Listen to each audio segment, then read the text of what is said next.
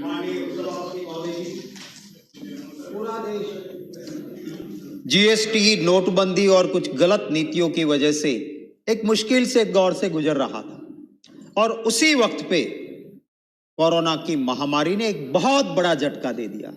बहुत लोग बर्बाद हो गए। एक उम्मीद की आस की किरण थी कि भारत सरकार का बजट आएगा, हमारे लिए कुछ सुनहरा चांद खिल जाएगा।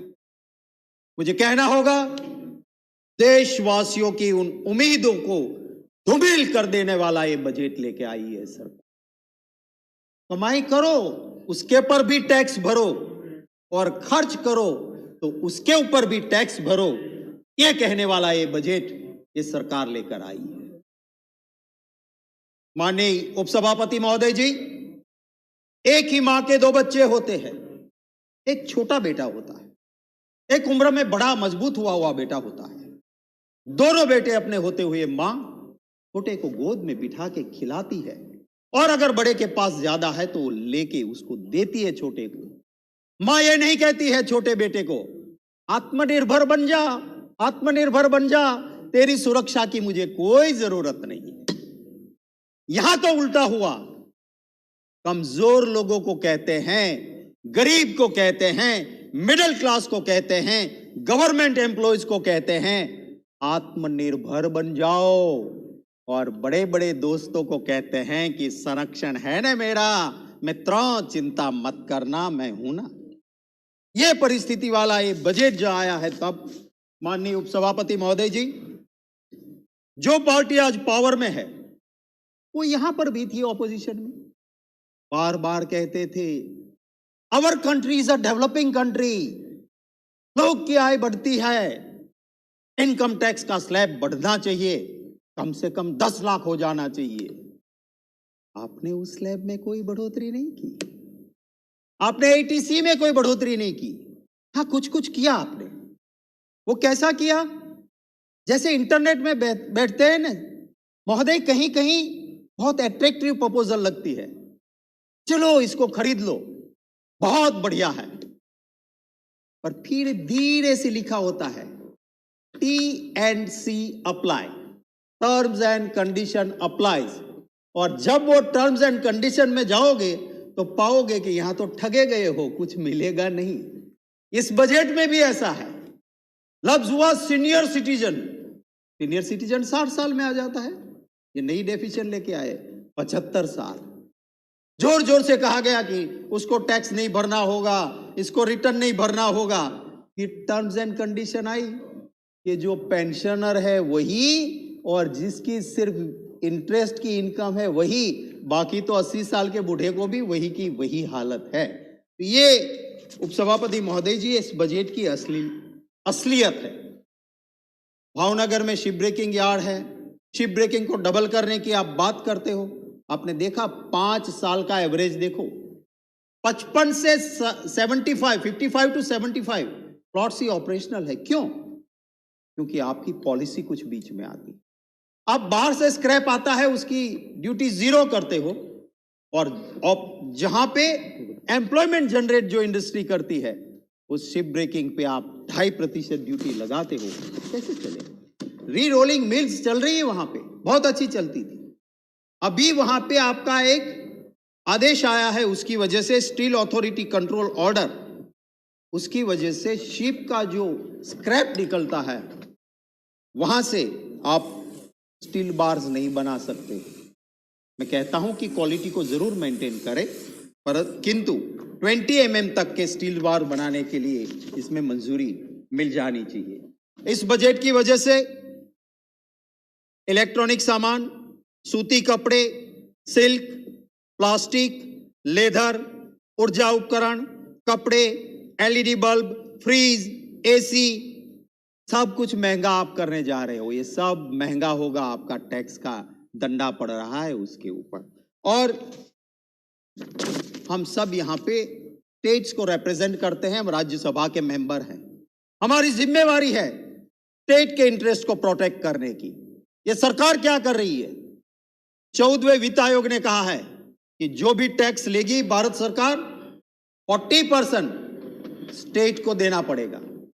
ये सरकार टैक्स की बजाय सेस लेने जा रही है, इसलिए कि सेस से पैसा आएगा, राज्य सरकार को उसका हिस्सा नहीं देना पड़ेगा।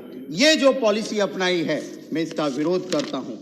माननीय महोदय, मैं ये जरूर कहूंगा कि वित्त मंत्री जी तो जो है ना, बहुत शालीन है, बहुत अच्छी है।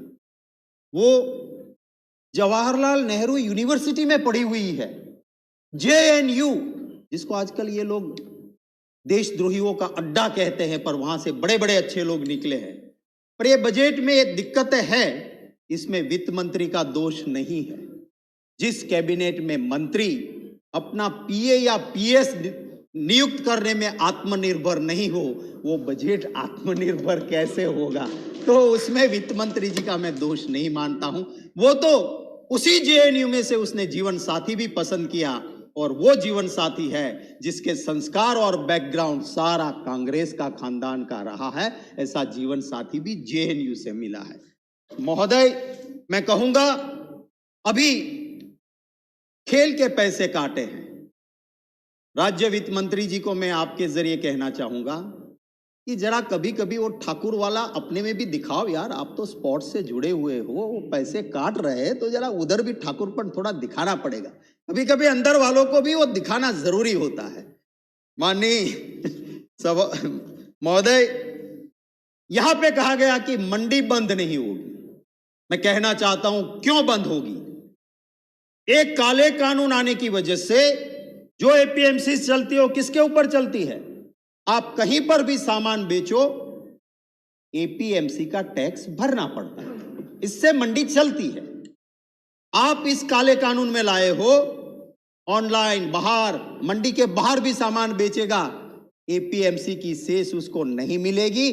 बताओ मुझे, APMC कैसे जिंदा रहेगी जिसके पास और कोई चारा ही नहीं है? एक किसान, मत समझो आप, एक कुदरत का दिमाग भी पहचान लेता है तो तुम्हारा काला कानून तो कैसे भूल पाएगा? वो जरूर पहचान लेता है। ये मत कहो कि उसने कानून को समझे नहीं है, ये कहो कि हमारे कानूनों को किसान अच्छी तरह से समझ चुके हैं, इसलिए वो आंदोलित हुए हैं, इसलिए वो जान दे रहे हैं, इसलिए वो आपके खिलाफ लड़ रहे हैं।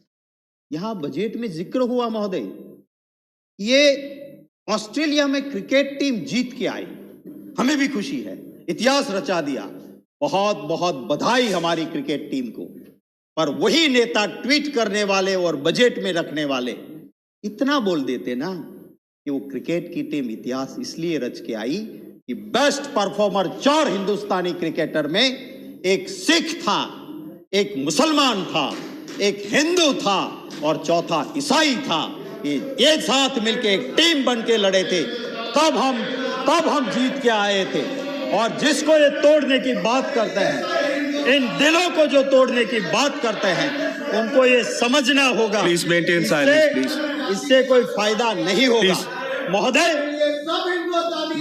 मैं ये कहना चाहता हूं, प्लीज मेंटेन साइलेंस। बैठे महोदय, मैं आपके जरिए please maintain silence, please maintain silence.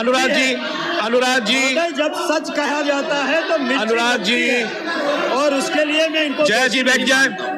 Anurag जी बैठे। महोदय, सच सुनने की तैयारी रखनी चाहिए। हमने भी मंत्री जी को सुना था, वो थोड़ी थोड़ी मिर्ची लगती है और वो जरूरी है। गोयल साहब की बात जा रही है on record, no one else will go on record, please let's maintain the decorum please. धन्यवाद। मैं महोदय, यहीं से कहा गया था कि सच, मैंने इसी हाउस में सुना कि सच सुनने की तैयारी रखनी चाहिए, सच सुनने से मोक्ष मिलता है। तो मैं उसी लाइन को दोहराते हुए मेरी बात आगे बढ़ाता हूं। महोदय, MSP 2011 में भूपेंद्र जी, आज के प्रधानमंत्री गुजरात के मुख्यमंत्री थे मनमोहन सिंह जी साहब, एक निष्ठावान प्रामाणिक आदमी यहां बैठे थे, प्रधानमंत्री थे। उन्होंने विरोधी दल के एक चीफ मिनिस्टर को उस कमेटी की जिम्मेवारी दी। उस कमेटी ने 2011 में एक रिपोर्ट सबमिट की और उसमें लिखा कि मिनिमम सपोर्ट प्राइस कानून नहीं बनेगा तो किसान को फायदा नहीं है। एमएसपी कानून होना चाहिए, वो मोदी जी की अध्यक्षता वाली कमेटी ने कहा था। आज उस बात को आप भूल गए और आप मनमोहन सिंह जी को कोट करते हो, आप शरद पवार जी को कोट करते हो, आउट ऑफ कंटेक्स्ट कोट करते हो। उनकी सही बात मानो तो उन्होंने कहा था कि जरूर ये चीजें होगी, पर उसके साथ साथ किसानों की सुरक्षा वाले कानून की बात थी। उसमें से 2 पॉइंट उठा के कांग्रेस के मैनिफेस्टो की बात करो तो उसमें भी हमने किसान की सुरक्षा पूरी तरह से रखी थी। मैं मेरे साथी को ज्यादा टाइम मिले इसलिए लंबी बात नहीं करते हुए आखिरी 4 पंक्ति बोल के मैं मेरी बात खत्म करता हूं और मेरा बचा हुआ वक्त मेरी पार्टी को मिले इसलिए मैं छोड़ता हूं। किसान अपने ढेरों दुखों का दुखड़ा, किसान अपने ढेरों दुखों का दुखड़ा सरकार आपके द्वार फोड़ता है। मजदूर अभी भी पत्थर तोड़ता है। पूंजीपति आपके साथ दौड़ता है, मजे करता है।